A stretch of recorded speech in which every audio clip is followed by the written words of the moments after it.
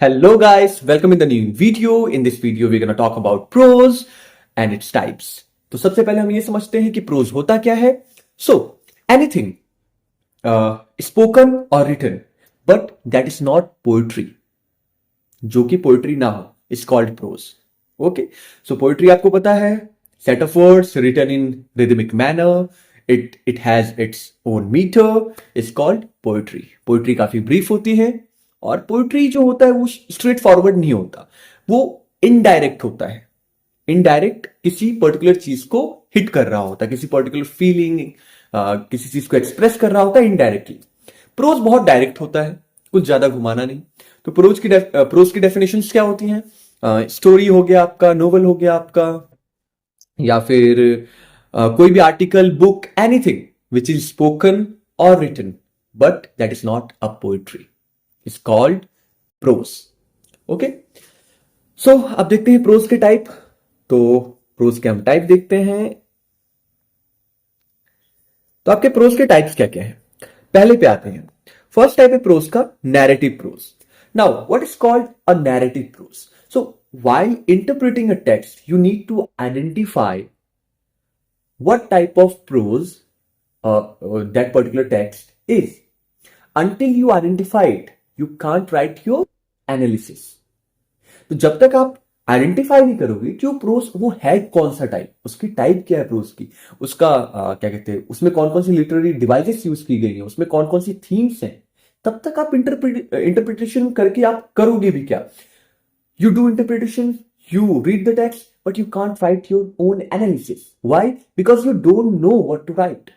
आपको पता ही नहीं है कि उसका बैकग्राउंड क्या है, उसकी थीम क्या है, उसमें कौन सा प्रोज है, या उसका पर्सपेक्टिव क्या है, या पॉइंट ऑफ व्यू जो भी आपको हो, फिर उसमें क्या कहते हैं, कौन सी थ्योरीज यूज की गई हैं.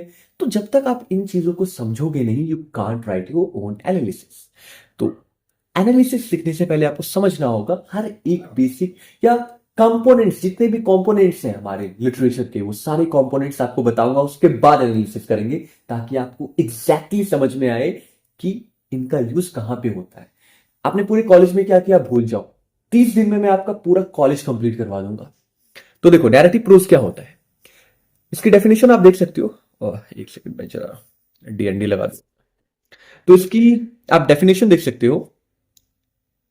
It tells a story often involving characters and a plot. कल भी हमने नैरेटिव हमारी पोइट्री की बात की थी, जिसमें कहते हैं ना स्टोरी इन वर्सेस था, कि स्टोरी बता रहा था एक बंदा, पर पोइट्री के फॉर्म में.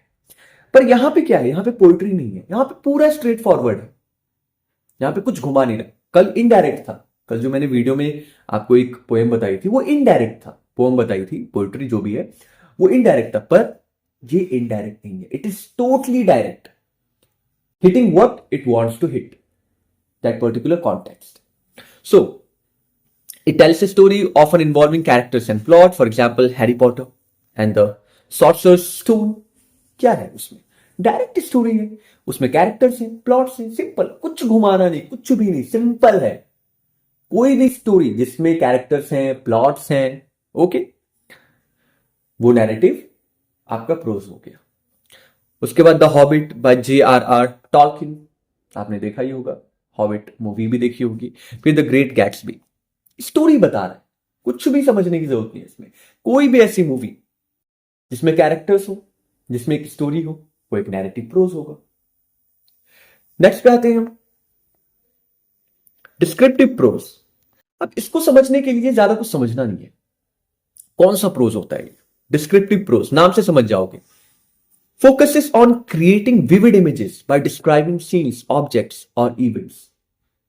मतलब ऐसे वर्ड्स यूज किए जाएंगे जो एक इमेज क्रिएट करेगा आपके दिमाग में, वो पर्टिकुलर सीन को क्रिएट करेगा. हाँ, जैसे अगर मैं आपको बोलूं, जैसे यहां पे एग्जांपल भी दिया है, the sun dipped below the horizon. Horizon आपको पता है जहां पे सी और सन मीट करते हैं, वो लाइन, उसको हॉरिजन कहते हैं. तो the sun dipped below the horizon painting the sky in hues of orange and pink. अब वो सीन आप में क्रिएट हो रहा है, वो आपके दिमाग में, कि जब वो हॉरिजन होता है आपका, वहां पे क्या होता है, जो हमारा स्काई है वो हल्का सा ऑरेंज पिंकिश शो होता है, पिंकिश उसका लुक होता है. तो ये एक इमेज क्रिएट कर रहा है, इस प्रोज से एक इमेज क्रिएट कर रहे हैं हमारे दिमाग में writer. The ancient castle stood atop the cliff, its turrets reaching towards the clouds। अब इस वाले में क्या कह रहा है कि जो एंशिएंट कैसल वो इतना ऊपर है कि ऐसा लग रहा है कि वो क्लाउड्स को टच कर रहा है। ठीक है, इतना ऊपर है चोटी पे कि क्लाउड्स को टच कर रहा है, ऐसा लग रहा है। तो एक इमेज क्रिएट हुआ। तो ऐसा कोई भी प्रोज या ऐसी कोई भी स्टोरी जो आपके दिमाग में, या ऐसा कोई भी पैराग्राफ जो आपके दिमाग में एक डिस्क्रिप्टिव इमेज क्रिएट कर रहा हो। ठीक है, डिस्क्रिप्टिव इमेज मतलब वर्ड्स टू इमेजेस, मतलब वर्ड्स जो है आपके दिमाग में जब इमेज को क्रिएट करते हैं तो वो हो जाता है आपका example of descriptive prose. For example, her hairs were dancing like Michael Jackson. तो आपको क्या है, ये क्या बोल रहे हो, पर देखो एक इमेज क्रिएट कर रहा होगा दिमाग में कि इतना स्मूथ उसके बाल थे जो लहरा रहे थे, जितना स्मूथ माइकल जैक्सन का डांस है ना, वो भी कैसे लहराता है डांस, मून वॉक टाइप। तो जस्ट मैंने एग्जांपल दिया, ज्यादा कुछ कर नहीं सकते। एक्सपोजिटरी प्रोज, एक्सपोजिटरी प्रोज क्या होता है, देखो इसमें डेफिनेशन भी है इसमें कि aims to explain or inform providing facts and details on a subject। मतलब ये किसी ना किसी चीज के बारे में हमें इंफॉर्मेशन दे रहा होता है, हमें बता रहा होता है कि वो पर्टिकुलर चीज क्या है, क्या है। For example, an article explaining the principles of photosynthesis, a textbook chapter on the history of ancient civilizations, how to guide on assembling furniture। मतलब कोई भी ऐसी चीज जो आपको इंफॉर्मेशन दे रही हो कि कोई चीज कैसे करते। देखो डिस्क्रिप्टिव में इमेज क्रिएट कर रहा था, नैरेटिव में स्टोरी बता रहा था, एक्सपोजिटरी प्रोज में इंफॉर्मेशन मिल रही है आपको, कोई इंफॉर्मेशन मिल रही है कि कोई चीज कैसे की जाती है। तो कोई मैनुअल हो गया आपका, वो भी एक्सपोजिटरी प्रोज का एक एग्जाम्पल हो गया, या कोई हैंडबुक होगी वो भी एक्सपोजिटरी प्रोज का एग्जाम्पल हो गया। ठीक है, ग्रामर बुक होगी वो भी एक्सपोजिटरी प्रोज का एग्जाम्पल हो गया, या आपकी बुक होगी, क्यों, वो आपको इन्फॉर्मेशन दे रहे हैं। ओके, नेक्स्ट पे आते हैं, पर्सुएसिव, पर्सुएसिव प्रोज। अब पर्सुएसिव प्रोज का एग्जाम्पल क्या है, तो डेफिनेशन और एग्जाम्पल देख लो। Intents to convince the reader to adopt a particular point of view. Persuasive का मतलब किसी को मतलब पर्सुएसिव का यहां पे मतलब होगा किसी को किसी चीज के लिए राजी करना। ठीक है, so to make somebody accept what you want them to accept, यहां पे तो इसका एग्जाम्पल क्या है, a political speech advocating for environmental conservation, environmental conservation, and editorial arguing for stricter gun control laws, and advertisement encouraging consumers to buy a specific product। तो ये सारे किसके एग्जाम्पल है, पर्सुएसिव, जहां पे आपको मनाने की कोशिश की जा रही है किसी चीज के लिए, to make you accept what they want और what they intend to accept you. Next पे आते हैं हम, डिडैक्टिक प्रोज।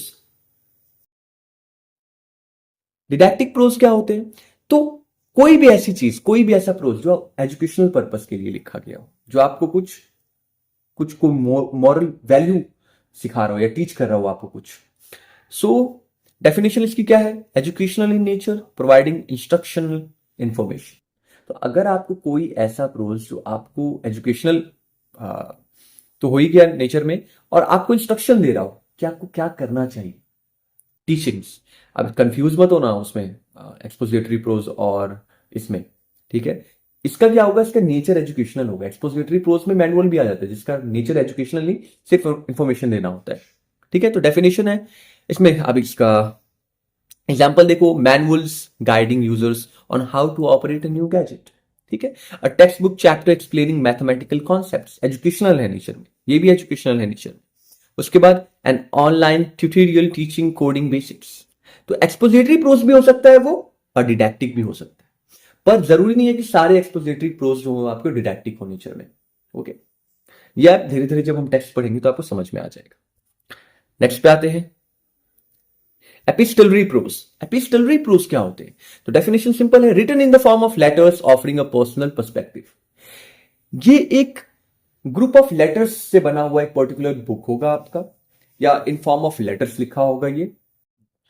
ठीक है, इसका example Dracula by Bram Stoker which uses letters, diary entries and newspapers clippings. ठीक है, जिसमें आपको डायरी एंट्रीज मिल जाएंगे, लेटर्स मिल जाएंगे, न्यूज़पेपर क्लिपिंग्स मिल जाएंगी, जो आपको पर्सनल पर्सपेक्टिव, जिसने भी वो पर्टिकुलर लेटर लिखा है वो क्या बोल रहा है, उसका पर्सपेक्टिव क्या था, वो हमें जब पता चलता है उसको हम बोलते हैं एपिस्टलरी प्रोज। एपिस्टलरी प्रोज में क्या होता है कि आपको लेटर्स लिखे हुए मिलेंगे आपको, जिससे वो बता रही होगी, या जैसे एक बुक है हमारी the diary of a young girl, Anne Frank ने लिखा था उसको, the diary of a young girl. उसमें आपको पता चलता है कि जब वो एक मैसेकर हुआ था, आपको पता है, ज्यूस के खिलाफ हिटलर ने किया था, उसमें कैसे एक गर्ल बताती है कि जब वो लोग बेसमेंट में थे या कहीं पे वो कैद थे, उस टाइम वहां पे छुपे हुए थे, तो वो अपना पूरा उस वो पूरा टाइम पीरियड को एक्सप्लेन कर रही होती है डायरी के फॉर्म में, और जब वो डायरी मिलती है तो उसके पापा शायद उसको पब्लिश करवाते हैं। तो ये एग्जाम्पल है आपका एपिस्टलरी प्रोज का। एपिस्टलरी प्रोज में क्या होता है कि सिंपल सी चीज है कि लेटर्स लिखे होंगे, न्यूज़पेपर की क्लिपिंग्स होंगी, जिसमें किसी ने कुछ लिखा होगा, उस बंदे का पर्सपेक्टिव होगा, और जो जिसको आप एज ए स्टोरी सुन रहे होंगे, तो इसको बोलते हैं एपिस्टलरी प्रोज। तो एग्जाम्पल और भी देख सकते हो आप, 84 यहाँ पे है, Charing Cross Road by Helene Hanff, a collection of letters between the authors and a book seller.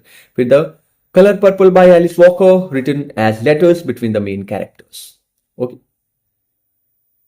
Next हम देखते हैं, नेक्स्ट हमारा क्या है। तो जब भी लेटर्स, न्यूज़पेपर क्लिपिंग्स वगैरह से आपको स्टोरी सुनाई जाए तो समझ जाओ वो एपिस्टलरी प्रोज है। फिर ड्रामेटिक प्रोज, सिंपल, इसमें तो समझने की कुछ जरूरत ही नहीं है। डेफिनेशन क्या है, use in place scripts and dialogues focusing on a character interactions. तो जब भी एक कोई परफॉर्मेंस, ये समझ लो, कोई परफॉर्मेंस लिखे हो जिसमें कैरेक्टर्स हो और उनके अपने अपने पर्टिकुलर डायलॉग्स हो कि तुम्हें ये बोलना है, तुम्हें ये बोलना हो, तो ऐसे प्रोज हो कहीं पे भी, है ना, जिसमें कैरेक्टर्स हो कि जैसे Ram, may I go now, Shyam, no you can't, Ram, I need to go, Shyam, you have to complete your work first. तो ऐसे टाइप के जो भी हमारे वो होते हैं, रिटन टेक्स्ट होते हैं या प्रोजेस होते हैं, उनको हम बोलते हैं ड्रामेटिक प्रोज। तो शेक्सपियर के सारे ही ड्रामेटिक ही प्रोज होंगे। A scene from contemporary play like a vision in the sun by Lorraine Hansberry, और a script for a television drama series. तो कोई भी स्क्रिप्ट परफॉर्मेंस लिखी हुई जिसमें कैरेक्टर्स के अपने अपने डायलॉग्स वगैरह हो और हर एक को अलग अलग बोलना हो उसके हिसाब से, तो वो होते हैं ड्रामेटिक प्रोज। कोई भी प्ले की स्क्रिप्ट समझ लो आप, वो ड्रामेटिक प्रोज होगा, या इस फॉर्म में अगर लिखा हो तो। जर्नलिस्टिक प्रोज, वर्ड्स आप सीधा समझ गए होंगे कि found in newspaper and magazines presenting news and information in a straight forward manner. कुछ भी नहीं, जितने भी न्यूज़पेपर या मैगजीन में जो आर्टिकल्स वगैरह लिखे आते हैं, जिनको एक जर्नलिस्ट लिखता है, बिल्कुल सिंपल कोई चीज बता रहा होता है, स्ट्रेट फॉरवर्ड, कुछ घुमाना नहीं, उसको हम बोलते हैं journalistic prose. A news article reporting on a recent political event, news article हो गया। A feature article exploring a community initiative, ठीक है, and additional discussing, sorry, and editorial discussing the implications of a new scientific discovery. तो कोई भी ऐसी चीज जो न्यूज़पेपर मैगजीन्स वगैरह में लिखी हुई हो, ठीक है, जिससे हमें इंफॉर्मेशन दे रहा हो कोई जर्नलिस्ट या कोई एडिटर, तो वो हो गया आपका जर्नलिस्टिक प्रोज का एग्जाम्पल।